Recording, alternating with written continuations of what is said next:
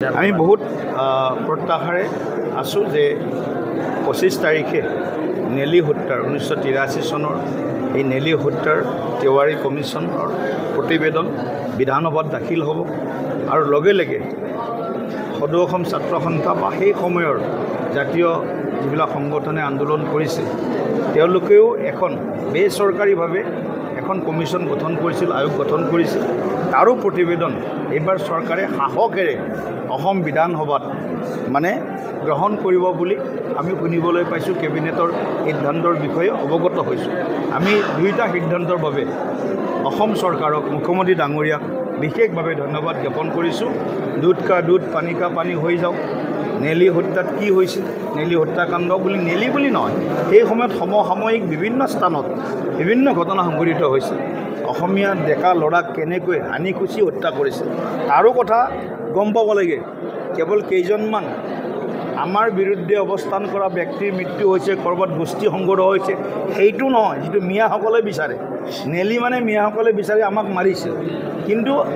আমাৰ অসমৰ তেজাল ডেকা ল'ৰা ছোৱালীক এই মিয়াবিলাকে হানি খুচি কিদৰে হত্যা কৰিছিল তাৰো এক জীয়া ইতিহাস আছে সেই জীয়া ইতিহাস সেই অসমৰ ৰাইজৰ সন্মুখত মুকলিভাৱে আলোচনা হ'ব লাগে চৰ্চা হ'ব লাগে প্ৰকাশ হ'ব লাগে লগতে আমাৰ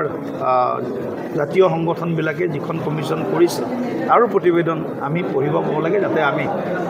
ওৱান ছাইডেড কোনো যাতে আমি এক এফলীয়া প্ৰতিক্ৰিয়া দিব লগা নহয় বা এফলীয়াভাৱে গোটেই কথাখিনি জানিব লগা পৰিস্থিতিৰ সৃষ্টি নহয় সকলো কথা আমাৰ অসমৰ মানুহে জানক নৱপ্ৰজন্মই নাজানে 2000 চনত জন্ম হৈছে 2025 চন 25 বছৰীয়া ডেকা ল'ৰা এটাই বা 1983 চনৰ পৰা আৰু যদি 17 বছৰ যোগ কৰি দিওঁ 25 17 42 বছৰ হৈ গ'ল যি 83 পিছত 42 বছৰ আগত কি ঘটনা ঘটিছিল অসমৰ ডেকা ল'ৰাই নাজানে 760 জন বা 55 জন ডেকা ল'ৰাই যে মাতৃভূমিৰ কাৰণে এই মোগলক খেদা বিদেশী খেদা আন্দোলনৰ কাৰণে প্ৰাণাহুতি দিছিল আজি ডেকা ল'ৰা ছোৱালীয়ে নাজানে নতুন প্ৰজন্মই নাজানে সেইবিলাক জানিব লাগিব গতিকে তাৰ কাৰণে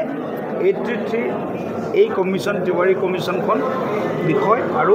আমাৰ জাতীয় জীৱনৰ বিভিন্ন সংগঠনে সেই সময়ত আন্দোলন নেতৃত্ব লোৱা তেওঁলোকৰ প্ৰতিবেদনখনো জনাৰ প্ৰয়োজন আছে